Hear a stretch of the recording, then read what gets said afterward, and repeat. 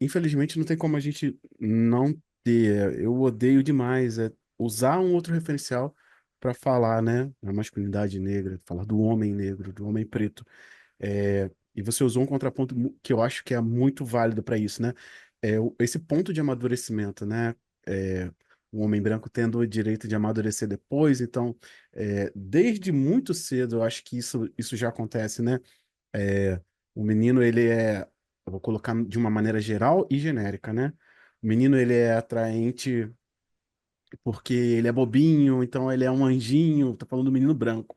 Ele é um anjinho, aí depois ele é um nerd, aí depois ele é o que tá ali meio bobo, então ele é bobinho e tal. E a gente com certeza não vê esses direitos sendo dados, né? E eu vou dizer que são direitos mesmo. A homens negros, né? Um menino ele já amadurece rápido, ele já tem que ser esperto, ele já tem que ser desenvolto. A gente já tem que também ter estratégias de defesa que são baseadas nisso, né, na prontidão antecipada, né?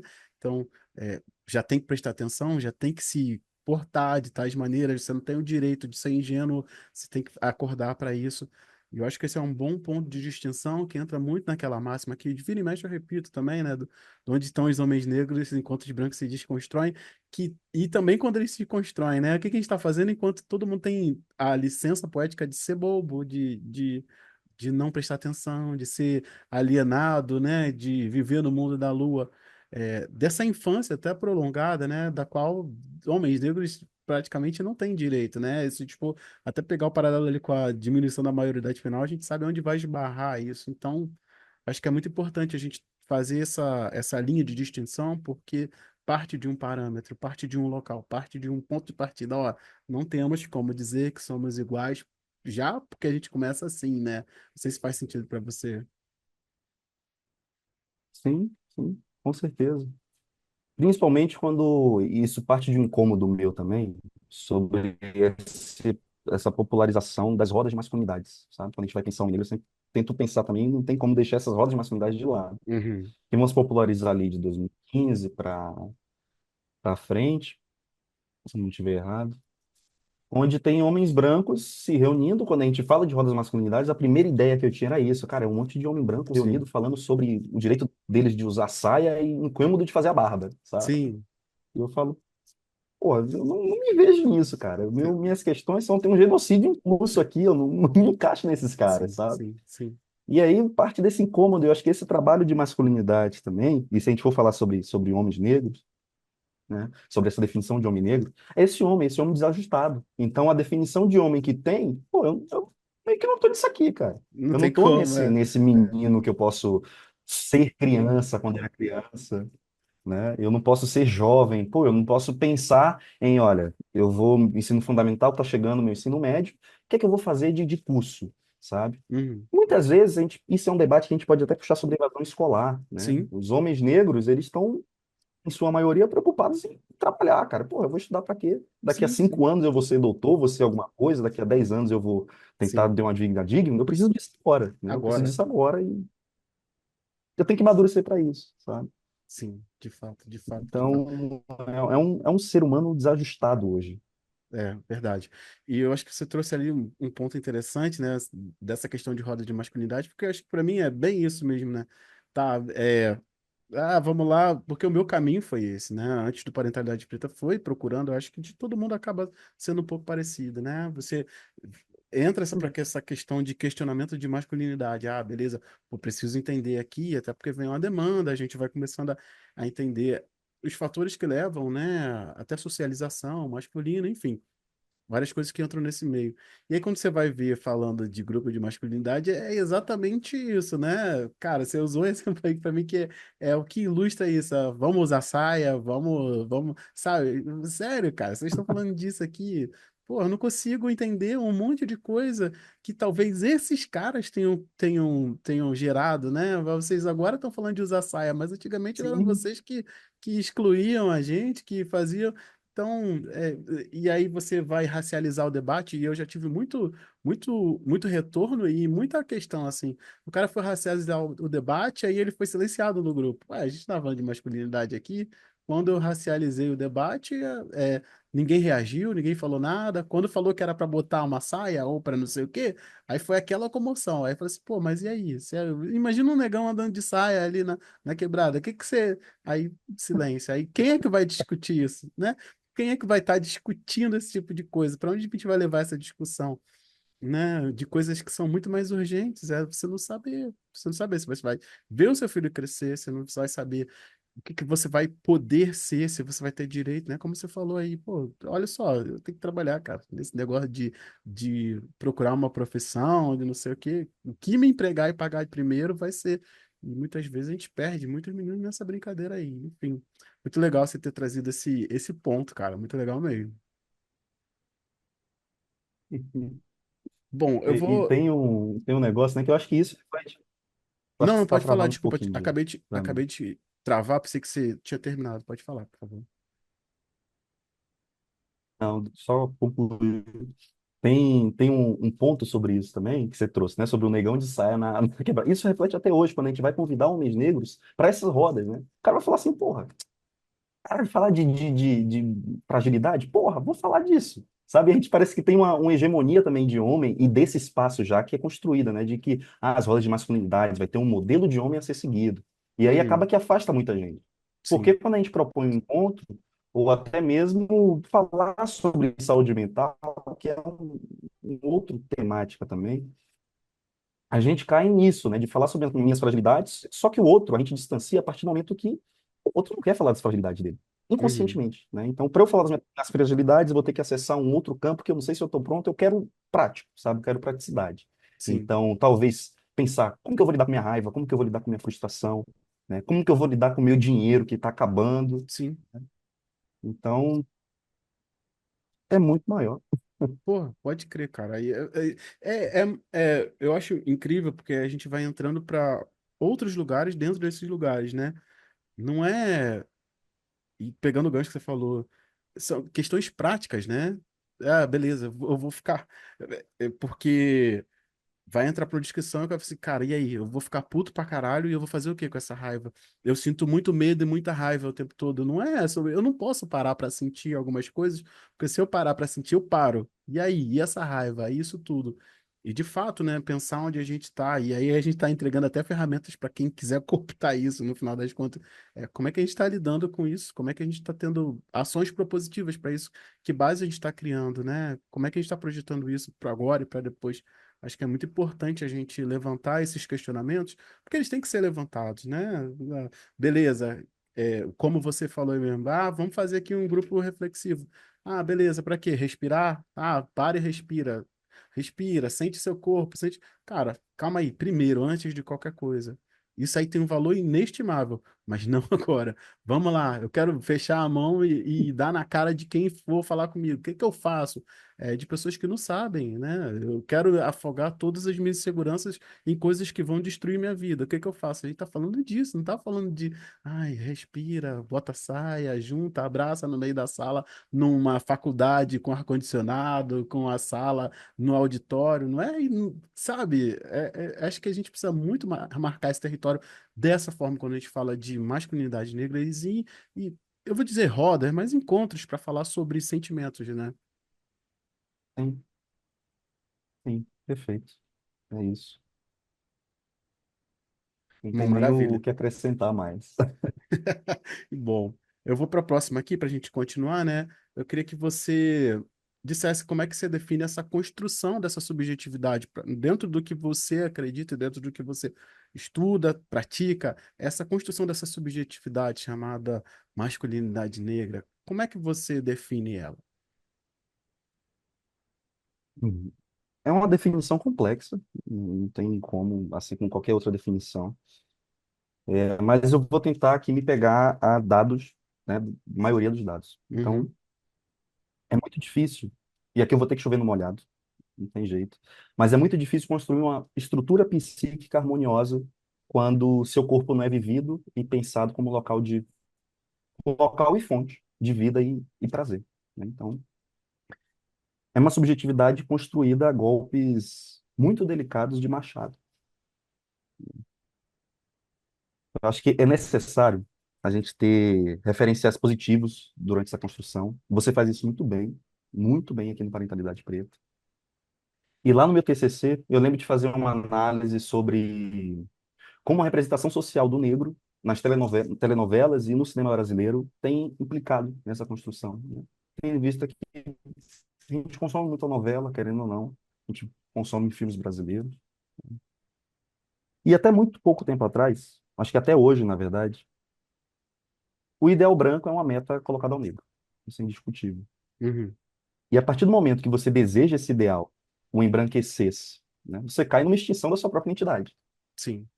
Então, o embranquecer-se pouco tem a ver, na verdade, com o desejo da pele alva em si, né? Mas o desejo é o acesso da mochilinha invisível do branco. Sim. Então, que é, entre aspas, o ser universal, né? Nessa mochilinha dele vai ter o direito de vir, que a gente comentou aqui, a própria questão da autonomia, né? O Uhum. direito a uma vida digna, de fato. Direito de ser fútil, de ser medíocre, talvez o direito de eu pensar em ter saia, né? Em algum Sim, momento da sim, minha vida. sim. Então, exigir a nós essa excelência sempre, então minha nota é 10, 9,5 nem rola, também é uma forma de nos desumanizar. E aí que tá. Como que a gente constrói uma subjetividade harmônica que nos permita o direito de ser humano, de fato? Eu acho que a gente precisa fazer aí um resgate dessa ancestralidade. Então eu preciso me enxergar enquanto um homem para que eu possa exercer esse papel de maneira mais autônoma, positiva, positiva para mim e para os outros que estão ao redor, na minha Sim. comunidade. E por que eu falo para mim? Porque muitas vezes o homem negro ele cai numa sobrecarga de expectativas que gera a sua própria implosão, quem pode chamar assim. Então eu preciso ter referenciais positivos para construir uma subjetividade que, consequentemente, vá suportar viver, não sobreviver, mas viver, com a impossibilidade do fim imediato do racismo.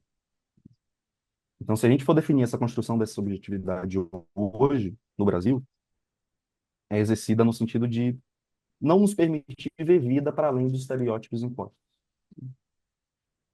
E aí, se a gente for aprofundar em modelos de família, nos agenciamentos do próprio capitalismo e Uhum. dessa captura neoliberal, a gente não vai sair daqui, não. É. Né? Mas é essencial que possamos construir políticas públicas, construir e efetivar, principalmente em relação à diminuição de carga horária de trabalho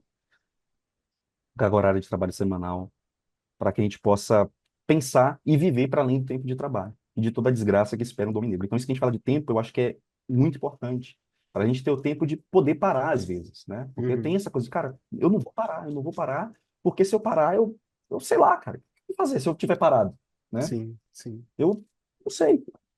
E aí a gente tentar lidar, e eu acho que o que mais pega dentro do trabalho, na psicologia, que é uma profissão majoritariamente feminina e branca, e eu acho que a gente Uhum. pode falar depois de identificação, de tudo isso. E esse tempo de trabalho que a gente precisa justamente tentar organizar ele, organizar esse tempo de trabalho com o tempo de lazer. E aí esse debate ele é indiscutivelmente inerente à questão política, à questão de políticas públicas, Uhum. porque não adianta eu tentar trabalhar com um homem ou uma pessoa negra algumas possibilidades e estratégias que vão ser impossibilitadas pelo próprio sistema que ela vive, né? Sim. Então, pela própria região, pela própria complexidade da legislação, né? Da sociedade que vai ver ela enquanto essa pessoa carregada de estereótipos. Então, talvez ver essa humanidade seja um impedimento na construção dessa própria subjetividade. Uhum. Ter a chance Eu acho. de parar, né? Eu acho que é muito útil também a gente trazer a chance de parar sem ser julgado, né? Se dar ao direito de parar para não ser julgado, né? Cara, calma aí, descansa, isso mesmo, tô descansando, tô à toa. Muito negado, né? Muito negado esse local do ócio, esse local da produtividade, do ócio produtivo, né? Para que a gente possa pensar e falar assim, não, cara, inclusive descansando eu também estou produzindo, né? Tô aqui me recuperando para poder ir para, de repente, outra empreitada, né? Ter o direito ao descanso e à improdutividade, não ter essa cobrança, né? E eu falo isso, assim, até de experiência própria, de ter sempre aquele pensamento, pô, poder estar fazendo alguma coisa. Porque a gente sabe, inclusive, né? E eu acho que foi muito bacana você ter batido nisso, é que o grande problema das vezes por exemplo, vamos colocar em como a gente está hoje no contexto econômico, até com esse viés neoliberal. O cara fala assim, vamos botar um modelo de cara aqui que a gente provavelmente conheça, e quem está ouvindo a gente também conheça. O irmão tá lá, tem um trabalho dele, conseguiu pagar um carrinho ali, e no tempo livre ele vai falar assim: vou rodar aqui com um aplicativo para fazer um extra. E aí começa nessa parada. A gente não tá levando para nem outro lugar, estamos levando para uma realidade tangível nossa aqui. Pô, vou rodar aqui de noite para fazer um extra, vou rodar aqui o final de semana para fazer um extra.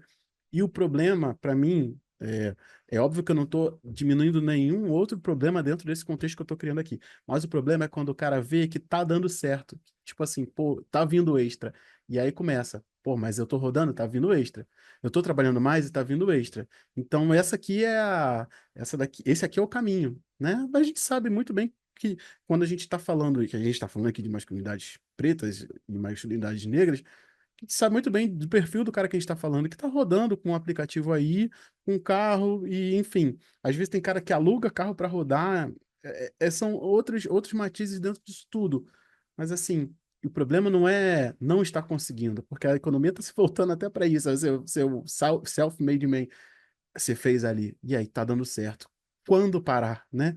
Já que tá dando certo, eu não preciso parar. Já que, pô, eu tô rodando aqui com o meu aplicativo, tá dando certo, eu tô conseguindo uma pontinha extra aqui, e a saúde, vai.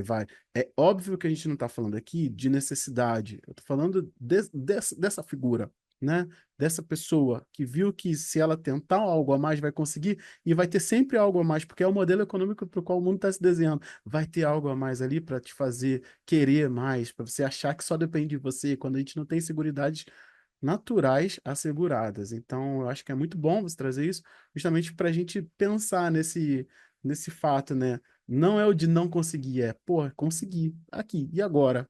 O que que eu vou fazer? Qual o direito que eu tenho de parar agora que eu consegui? Eu vou conseguir lidar com essa minha parada, sabendo que eu podia estar ali fazendo dinheiro para melhorar a minha vida, para dar condições para minha família. Acho que é muito importante a gente pensar nesse panorama também, né? O que eu gosto? Você pegou no ponto essencial, né? Por que eu gosto de sempre falar sobre a gente precisar lutar e ver isso enquanto um debate totalmente entrelaçado à questão da política pública? Porque eu já fui esse cara, tá? Esse cara Quem não foi? do aplicativo, É. então, quem não foi, exatamente. Então, no final da minha graduação para lá, pô, eu pegava meu carrinho aqui, meu paliozinho que eu tenho, e eu ia rodar, porque tinha muito estágio. Então, era onde eu fazia meu dinheiro, né? Uhum. Entre eu tinha a liberdade, entre muitas Sim, aspas, do tempo, né? Então, eu poderia parar, enfim. Mas o que é que acontece quando a gente fala sobre, principalmente, esses tipos de trabalhos? E aí eu não sei se você e o pessoal que está ouvindo a gente acompanha esses memes de TikTok, de Instagram, que é o quê? É o pessoal criticar o CLT como se fosse a pior coisa do mundo, sim, sabe? é. Deus me livre de ser CLT, e não sei o quê, e não sei o quê. Só que, cara, você tá, sabe, você tá criticando e colocando como uma alternativa um trabalho onde você vai rodar ali 14 horas por dia para tentar conseguir, vamos supor, uns 5 mil, 6 mil reais por mês. Dentro desse salário, você vai ter pelo menos metade, se seu carro for próprio, para gastar com combustível e alimentação na rua, porque querendo ou não, a gente alimenta na rua, combustível e manutenção do carro, que a quilometragem vai lá em cima. Sim, E aí você vai ter, sei lá, 2.500 para você conseguir viver, né? E você não conseguir viver porque você vai estar 14, 16 horas do seu dia rodando de aplicativo, se sim, estressando, sabe? Então, pô, é isso aqui que é bom e o CLT seria ruim, né? Por mais horrível que seja o CLT, sim, né? Que tenha toda exploração, toda a questão institucional que a gente sabe, né? A carga horária é excessiva, então se a gente coloca 44 horas semanais, mas tem um tempo de deslocação que vai para 50 às vezes, essa carga sim. horária, né? 50 sim, semanal eu estou chutando muito baixo, né? Aham. Mas é algo a ser chamado a atenção, sabe? De que a gente precisa justamente de tempo, e um tempo que seja de qualidade para a gente poder construir uma subjetividade harmônica, né? Uma subjetividade psíquica que seja harmônica com a gente, né? Que a gente possa ver nossa humanidade através disso.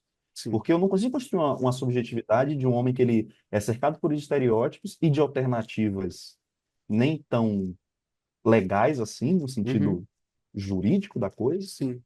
né? Para tentar ver outras possibilidades, né? Tentar falar assim, olha, tem outros referenciais que não sejam esses. E aí também a gente fala sobre esses referenciais positivos. Que para mim, vou Uhum. repetir, vai ser chovendo molhado, né? Falar É, disso aqui no Parenta, porque é um trabalho, eu acho que é essencial para a gente fazer, de ver esses referenciais positivos na gente.